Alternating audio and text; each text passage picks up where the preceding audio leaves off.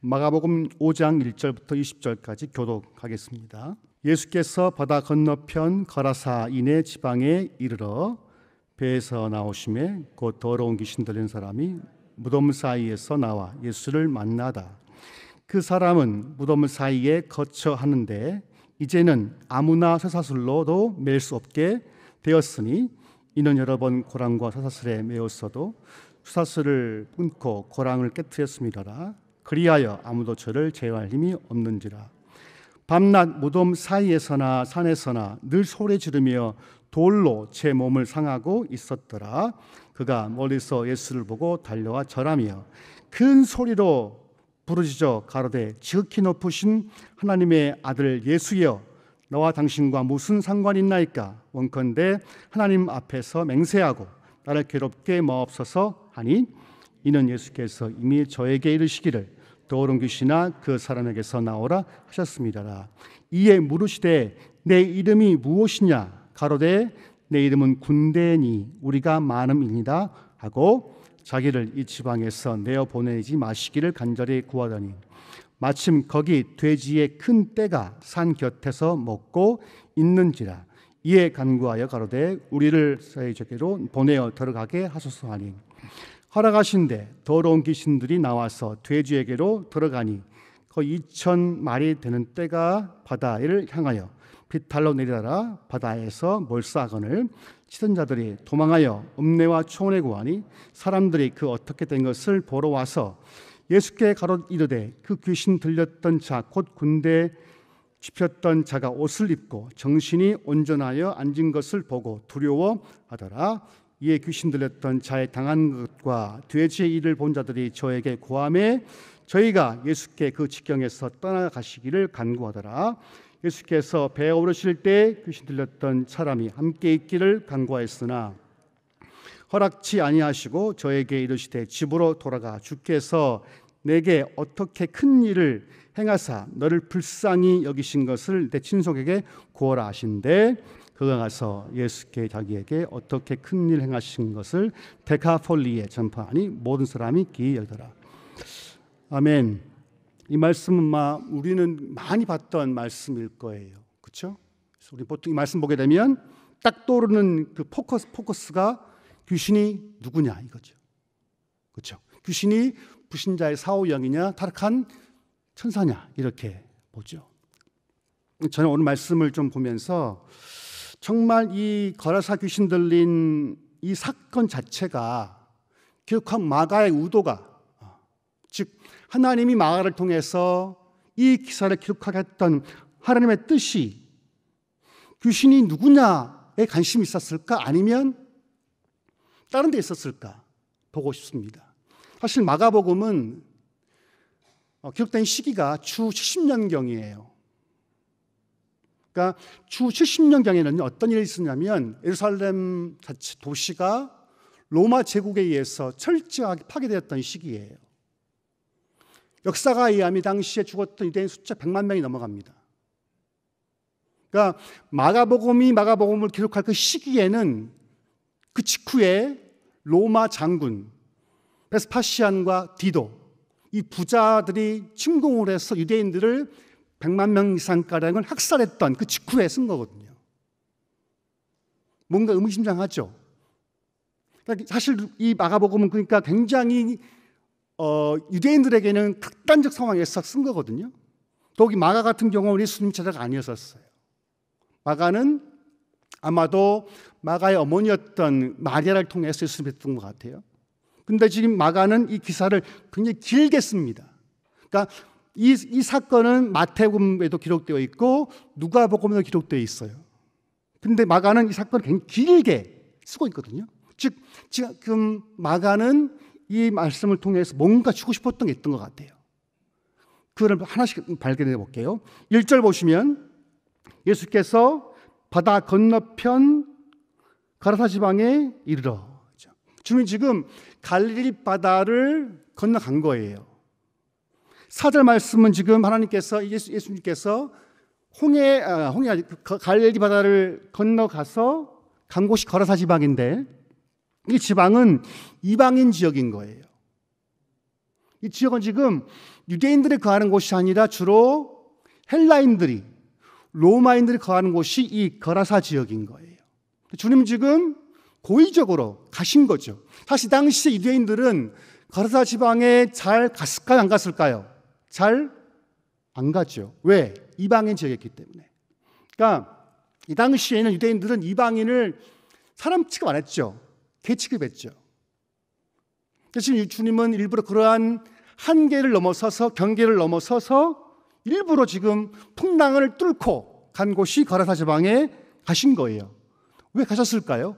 그것은 2절에 나오는데, 배에서 나오심에 곧 더러운 귀신 들린 사람이 무덤 사이에서 나와 예수를 만나다 했다. 주님은 지금 갈릴리를 건너서 배 내려서 딱 첫 대면한 사람이 누구냐면 누구예요? 더러운 귀신 들린 사람을 만났어요. 어디에 있어요? 무덤 사이에서. 왜 이 사람은 무덤가에 있을까요? 신기하죠? 왜 이 사람은 무덤 사이에 있을까요? 무덤은 누가 가는 곳입니까? 그렇죠.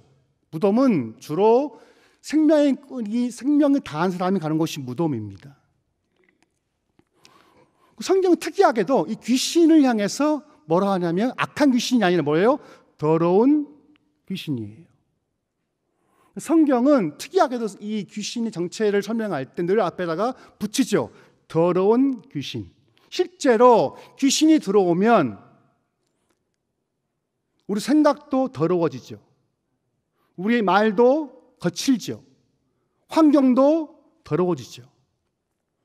그러니까 실제 귀신은 더러워요. 근데 좀 더 깊이 들어가면 더럽다는 성경의 의미는 죽었다는 말이에요. 죽은 것은 더러워요. 그래서 레위기 보게 되면 죽은 시체를 만지면 돼야 안 돼요? 안 되죠. 왜? 더럽기 때문에. 지금 특이한 것은 주님은 지금 왜 갔냐면 이 사람 만나기 위해서 가신 거거든요. 이제 이 사람은 주로 무덤 사이에, 실제 3절 보게 되면 무덤이 우리는 단수로 번역해 실제 무덤들이에요. 지금 이 사람은 수많은 사람들이 묻혀있는 무덤가에서 거했던 것 같아요. 근데 3절부터 6절까지, 5절까지는 뭐냐면 이 사람이 어떤 상태에 있는가를 설명해 주는데, 보게 되면 그 사람은 무덤 사이에 거쳐 하는데 이제는 아무나 쇠사슬로 맬 수 없게 되었고, 4절, 이는 여러 번 고랑과 쇠사슬에 매었어도 쇠사슬을 끊고 고랑을 깨트렸음이라. 그리하여 아무도 저를 제할 힘이 없는지라. 지금 이 사람은요, 무덤 사이에 거하면서 사는 거죠. 이스라엘 무덤은 땅 속에 있는 게 아니에요. 이들은 큰 돌무덤에다가 돌을 제끼고 시체를 쑥 넣죠. 지금 아마 이 사람은 지금 그 당시 무덤가에 있으면서 누군가의 무덤에 들어가서 그 죽은 자를 위해서 제사할 때 샀던 음식물을 먹으면서 살았던 것 같아요. 이 사람은 너무 힘이 얼마나 셌는지 새로 만든 고랑과 사슬로 묶어도 그걸 풀 수 있는 엄청 괴력이 있었던 것 같아요. 근데 더 심한 것은 5절 보시면 밤낮 무덤 사이에서나 산에서나 늘 소리를 지르며 돌로 제 몸을 상하고 있었더라 이거죠.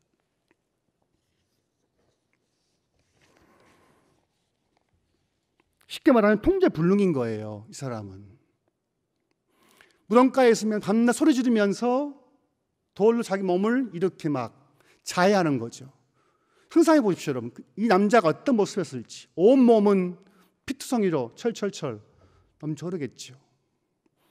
근데 보시면 사실 이 남자는요, 누군가의 아빠였을 거예요. 또 이 남자는 누군가의 남편이었을 거예요. 또 누군가의 사랑스러운 오빠였을 수도 있고요. 누군가에게는 남동생일 수도 있었을 것 같아요.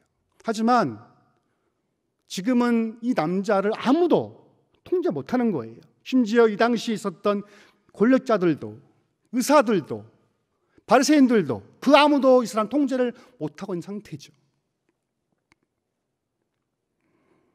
근데 그 미친 광인이 예수를 보자마자 뛰어왔었습니다.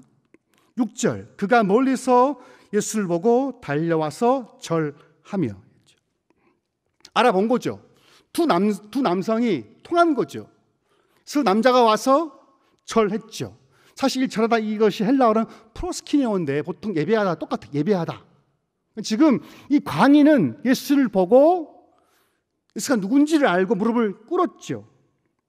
즉 예수 앞 예배를 한 거죠.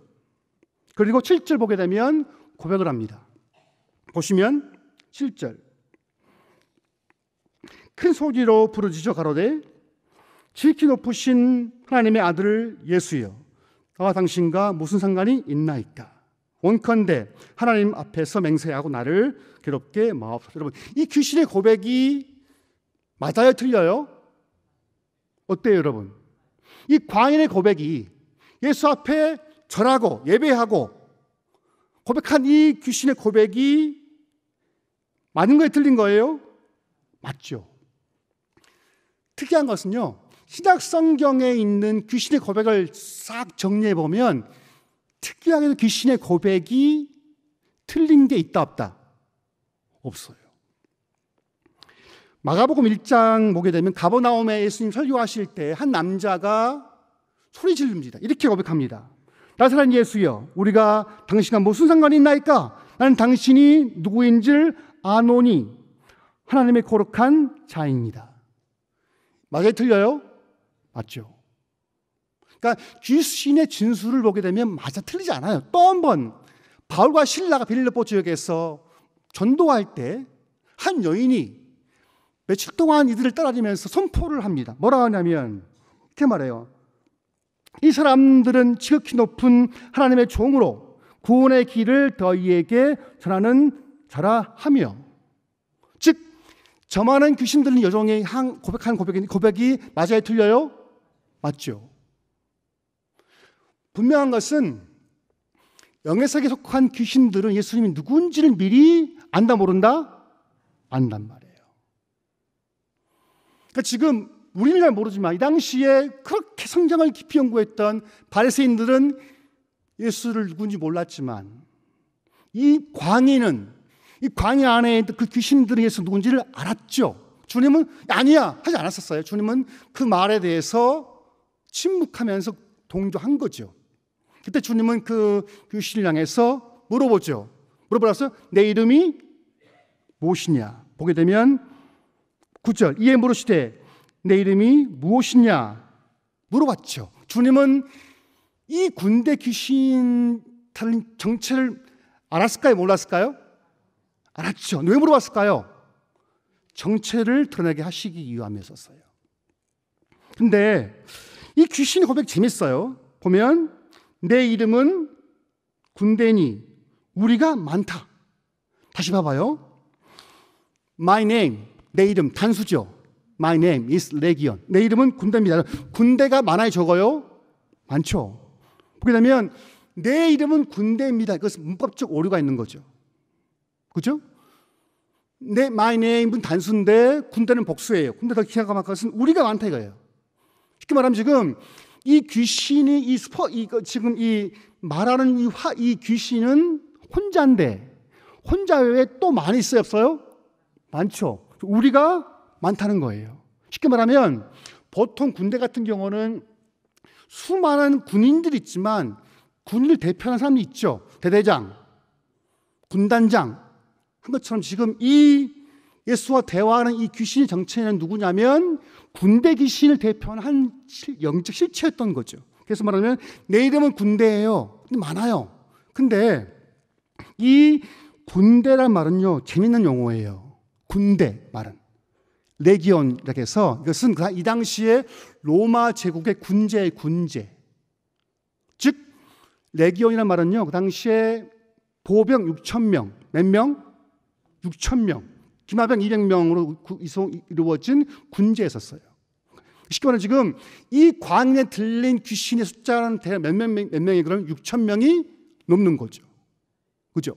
근데 재밌는 것은 이 레기온이라는 말 한 번 더 나와요. 신약 성경에. 어디 나오냐면 마태복음 26장 보게 되면요 53절 이런 말 나오죠. 너는 내가 내 아버지께 구하여 지금 12영 더 되는 천사를 보내시게 할 수 없는지를 아느냐. 이때가 어떤 사건이냐면 예수님이 잡히기 전날 예수님 잡으러 왔었어요. 그때 말고의 귀를 베드로가 칼을 탁 쳤죠. 누가? 베드로가. 여러분, 베드로가 칼을 왜 갖고 있었을까요, 당시에? 여러분, 왜 베드로는 칼을 갖고 있었을까요? 왜? 칼을 왜 갖고 다니는 거야? 누구를? 사실 그래서 학자들은 이 베드로가 이 당시에 민족주의자였던 시카리파라고 볼 수도 있었어요. 그러니까 지금 베드로가 칼을 들어서 말고기를 착 치자마자 예수님이 뭐라 했냐면, 야 베드로야, 너 하지 마. 넌 내가 내 아버지께 구해서 지금 12영, 이 영이 헬라어로 레기온이에요. 그러면 여러분 12영, 12 곱하기 레기온 하면 몇 명 되는 거죠? 산수 72,000명인 거예요. 그러니까 예수님 지금 내가 기도해서 지금 천사 72,000명을 불러올 수 있는 능력이 없는 일 아니? 하신 거죠. 꽤 큰 단위예요. 그러니까 지금 귀신이 누구냐면 무덤가에 있던 광인에 있었던 그 군대 귀신이 누구냐면 군대에 있던 거죠. 그럼 이 정체는 누구일까요? 이 정체는 타락한 천사로 볼까요? 아니면 죽은 자의 영혼으로 볼 수 있을까요? 어떤 게 더 확률이 높은 거죠? 무덤가에 있는 광인들. 왜 무덤에 있었을까요? 죽은 자들 붙이는 것. 둘째, 이름이 있는데 군대예요. 또 특이한 것은 뭐냐면 10절, 자기를 이 지방에서 내어 보내지 마시기를 간절히 구하더니. 왜 이 귀신들은 이 지역을 벗어나기 싫었을까요? 왜? 그 자리에서 죽었기 때문이라 추측할 수 있겠죠. 지금 이 군대 귀신 들린 사람은요, 이 광인에 있던 군대 귀신 이들은 이름도 있고 무덤가에 있으면서 이 지역을 떠나기를 원치 않는 거죠. 왜 그럴까요? 아마도 군대 귀신의 정체가 사람의 사후형일 수가 있을 것 같다라는 느낌을 받을 수 있겠죠? 대략 단정할 수 없겠지만.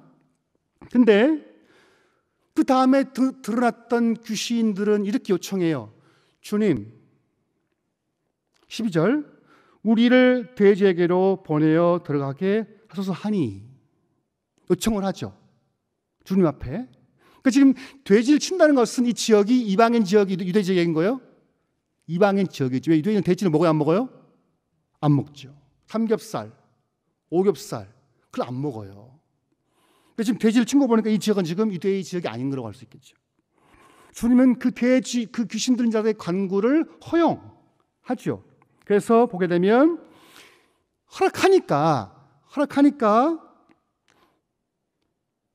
허락하신데 더러운 귀신들이 나와서 귀신들이 돼지에게로 나와서 그 사람이 나와 돼지에게로 들어가니 했죠. 귀신이 이동이 있어요, 없어요? 있죠. 귀신은 실체한 거죠. 귀신은 막연한 관념이 아니라 실제 귀신은 그 광인에게서 나와서 13절 나와서 돼지에게로 들어간 거죠. 즉 귀신 실체한 거죠. 이동이 있는 거니까.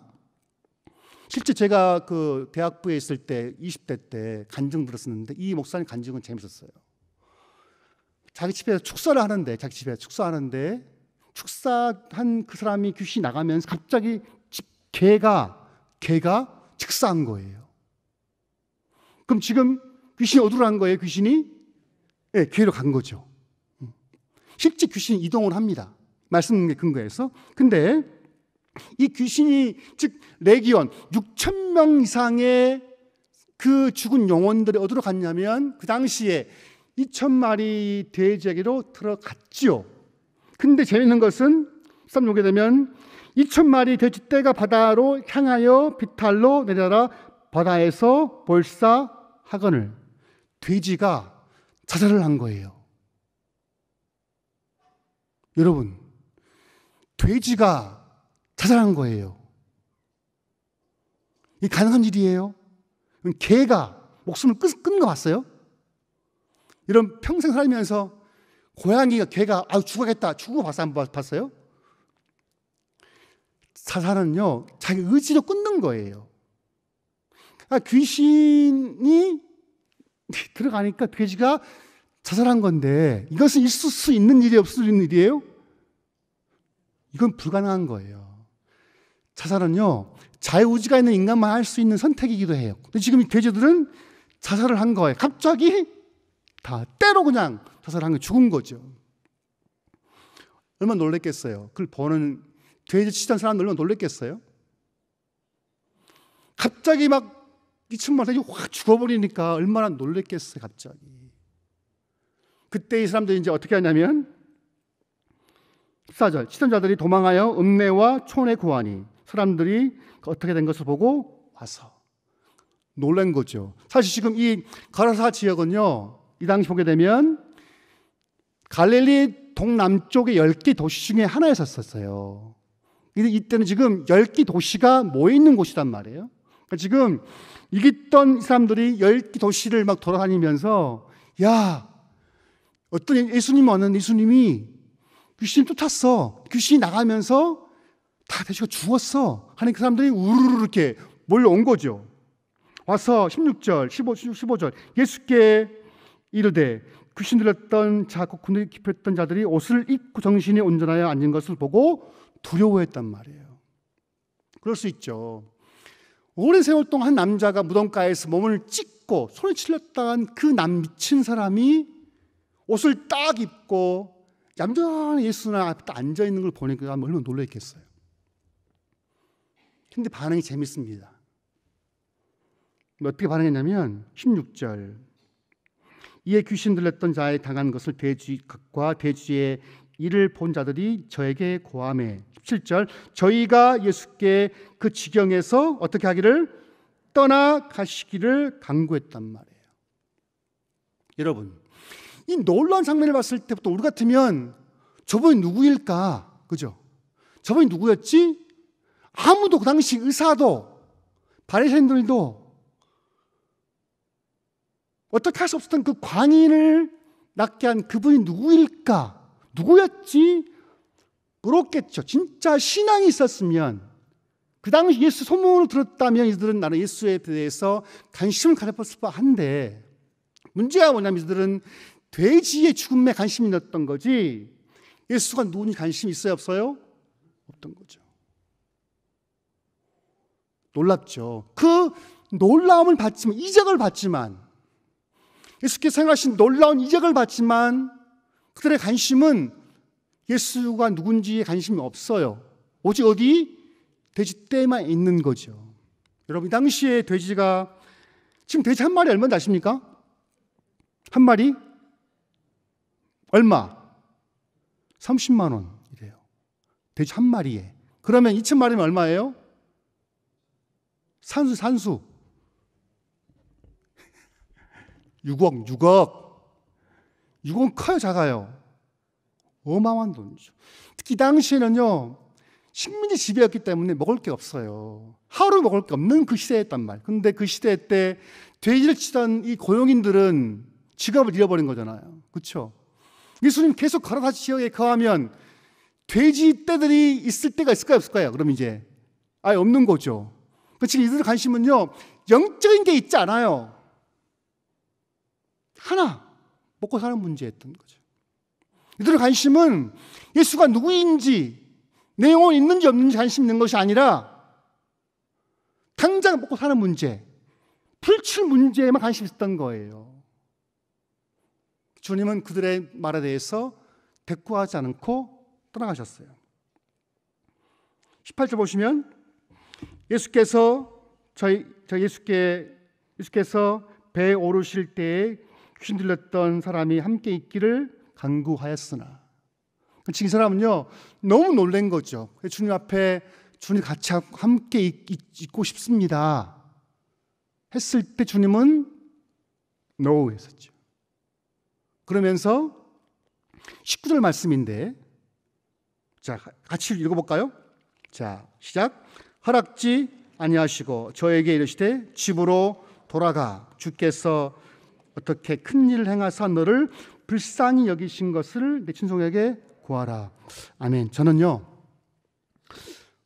왜 하나님이 마가를 통해서 이 말씀 기록했을까 싶으면 사건의 핵심은 여기 있었던 것 같아요. 귀신이 누구냐 아니냐가 중요한 게 아니라 핵심이 뭐냐면 주님은 이 광인을 불쌍히 여겼다는 거예요. 즉 6억을 손해보더라도 이 당시에 수많은 사람들이 직장을 잃어버릴 수 있을지라도 6억가량의 손해를 볼지라도 주님의 관심은 어디 있었냐면 이 광인 한 사람에게 있다는 거예요. 주님 그 사람을 어떻게 해서 불쌍히 여긴 거죠. 생각해 보세요. 자본주의 시대 때는 돈보다 중요한 게 어디 있습니까? 그렇죠. 자본주의 시대의 돈이 주인이에요. 예수의 비유 가운데 3분의 2가 돈에 대한 비유예요, 여러분. 예수님은 돈을 모르신 게 아니었어요. 예수의 비유 3분의 2가 다 돈에 대한 비유예요. 드라크마, 달란트 다 돈에 대한 비유거든요. 주님은 이 당시에 돈의 가치를 모르신 게 아니에요. 알아요. 주님은 근데 이 그런 한계를 벗어나서 일부러 풍랑치는 갈릴리 호수를 건너가서 누굴 만나시려고? 한 사람. 광인 한 사람. 아무도 관심 없었다 한 사람. 만나시기 위해서 풍랑을 뚫고 제자들의 눈치를 무시한 채 가서 만났고 치료를 했던 거죠. 주님이 이 한 사람 불쌍히 여겼기 때문에 갈릴리를 건너서 이방 지역에 가신 거거든요. 저는 혹시 이 사건 자체를 통해 주님이 우리에게 하고 싶은 말씀은 이것이 아니었을까? 우리 약한 지체를 보게 되면 우리 약간 좀 어려워하죠. 그렇죠. 사실 목사인 저도 좋아하는 사람이 있어요. 있을까요? 없을까요? 있죠. 저도 제가 좋아하는 스타일이 있어요. 하지만 정죄하죠. 다 품어야 되는데, 다 이해해야 되는데, 참 재밌는 것은 이런 건 있는 것 같아요. 이제 목사 안수 받고 이제 사람들 만나다 보니까 늘 내 주위에 약한 지체들이 많았었어요. 약한 지체들. 지금도 대학 청년부에도 약한 지체들이 몇이 있고 청장년부에도 있습니다. 박수를 치면 한 형제들 박자 안 맞아요. 툭탁 툭탁 가요. 그럼 만 거슬리죠. 같이 가면 참 좋을 때 왜 이렇게 못 맞출까? 근데 지금 우리 주님은 다 포기했던 사람, 이 일을 낳았던 엄마도 포기했던 그 사람을 일부러 가서 만났죠. 불쌍히 여긴 거죠. 몇 년 전에 저희 집 근처에서 이런 사건이 벌어졌었어요. 한 대학생이 PC방에서 알바를 하고 있었는데, 근데 이제 그 한 손님이랑 이제 언쟁이 벌어진 거예요. 그 PC방 내에서 둘이 이렇게. 근데 언쟁이 끝났으면 좋았을 텐데 더 가버린 거죠. 결국 그 알바에게 분노한 그 남자애가 그 알바생이 나올 때까지 기다리고 있다가 지하철 그 역 입구에 있다가 칼로 그 알바생을 무참히 죽인 사건이 있었어요. 얼마 안 됩니다, 그 사건이. TV를 저는 봤죠. 근데 그 사건은 워낙 좀 심각한 사건이기 때문에 얼굴을 다 공개를 했었어요. 그 범인을. 얼굴을 딱 보니까 저 순간 그 아이 얼굴 봤을 때 저는 딱 떠오른 게 뭐냐면 나쁜 놈 혹은 죽일 놈, 정죄가 아니라 저 얼굴을 보는 엄마의 마음 어땠을까?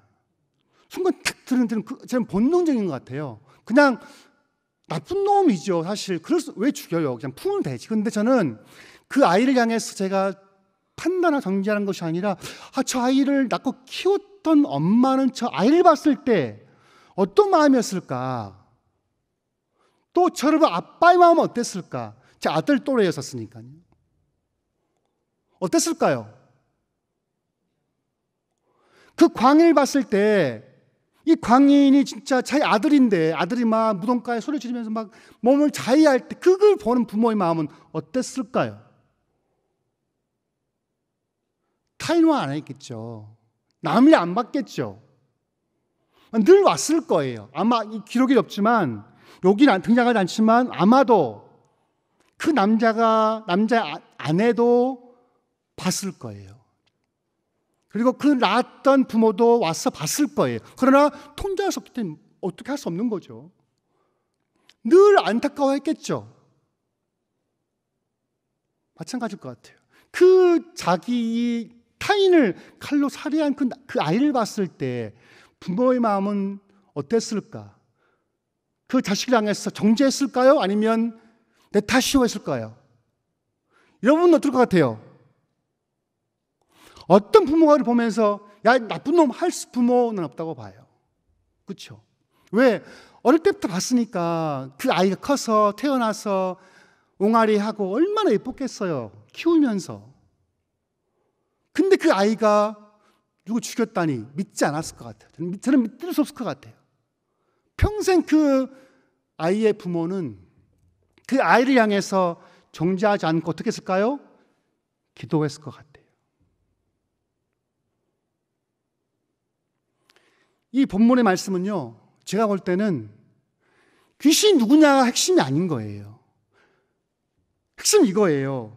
주께서 내게 어떻게 큰 일을 행하사 너를 불쌍히 여긴 것을 내 친족에게 고하라, 이거였었어요. 저는요, 우리 모두가 이랬으면 좋겠어요. 내 주위에, 내 가정에 남편과 아내가, 자식이 마음에 안 들 때가 많아요? 좋을 때가 많아요?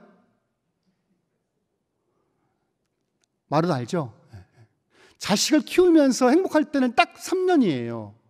태어났을 때, 옹알이 할 때, 아빠할 때만 귀엽지, 나이 먹으면 말 들어요, 안 들어요?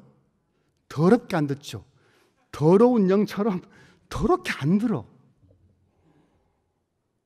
한번 제 아들 중에 한 명이 이제 수련회를 가야 되는데 안 간대요. 안 간대요. 걔를 불렀어요. 너 왜 안 가니? 했더니 아빠, 아는 친구가 없어요. 탁 똑같이 눈물을 툭툭 흘리더라고. 어떻게 했겠어요?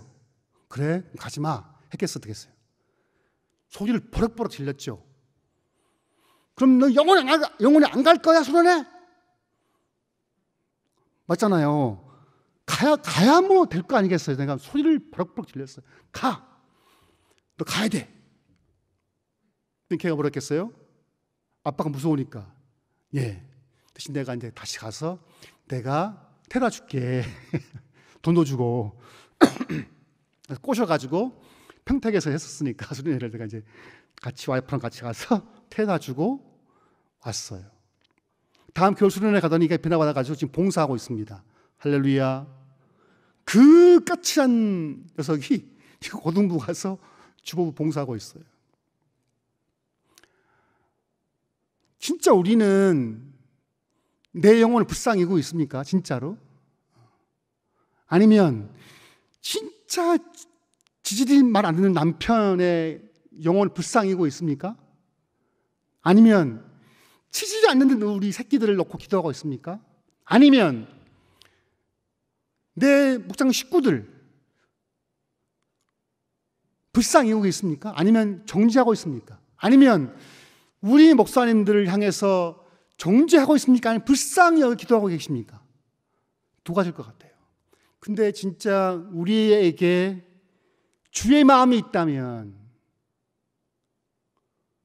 예수의 마음이 있다면, 더 나아가서 남을 죽인 자의 그 아들을 보는 어미의 마음이 있다면 우리는 기도할 것 같아요. 우리 모임이, 우리 교회가 따뜻한 모임이 될 수 있으려면 난 적어도 우리 주위에 있는 약한 지체들을 향해서 오늘 말씀 불쌍히 여겼으면 좋겠어요. 내 영혼을 불쌍히 여겨서 기도할 수 있는 사람, 말 안 듣는 내 남편과 자식과 아내를 위해서 눈물로 불쌍히 여길 수 있는 그 사람, 내 목장 식구들 말 안 듣고 예배 늦게 오고 속상히 여기는 그 사람들을 정죄하지 않고 내 탓이오라고 하면서 기도할 수 있는 그 사람, 우리 교회를 위해서, 목사님들을 위해서 정죄 판단하지 않고 함께 기도할 수 있는 그 사람, 그 눈물이 있다면 저는 우리 교회는 성장할 거라 봐요. 눈물을 흘리면, 눈물은요 우리 눈에 있는 찌꺼기를 흘러내리는 효과가 있다고 그래요. 저는 우리 교회가 오늘 이 시간이 자신을 불쌍히 여기는 시간 됐으면 좋겠고, 또 내 식구들을 위해서, 나를 포함해서 내 식구를 위해서 불쌍히 여길 수 있는 눈물이었으면 좋겠고, 목장 식구들을 위해서 불쌍히 여길 수 있는 눈물이었으면 좋겠고, 이런 게 있더라고요. 제가 이제 몇 년 동안 알바를 했는데 알바를 하다 보면 주로 그 친구들이 술, 담배를 잘해요. 남녀 구분이 없어요. 그때 그곳은 물류 쪽인데요. 가면 늘 아이들은 술 딱 한 칸이 끝나면 담배를 펴요. 남녀 구분이 없어요. 근데 어느 순간 약간 좀 그렇다. 저들 왜 저래 하다가 순간 어떤 마음이 드냐면 얼마나 인생이 괴로우면 담배를 필까, 그런 마음이 순간 들어오더라고요. 공일한 마음. 저는 이 시간에 우리 모두에게 이런 마음이 있기를 원해요. 내 탓이요. 남의 탓하지 말고 내 탓이요. 그런 기도가 나왔으면 좋겠습니다. 기도하실 때 짧게 기도하겠습니다. 주님, 내가 내 영혼을 불쌍히 여길 수 있는 눈물을 주옵소서. 주님, 내가 내 가족을 위해서 정죄하고 판단하지 않고 그 영혼들을 위해서 불쌍히 여기면서 눈물로 기도할 수 있는 눈물을 주옵소서.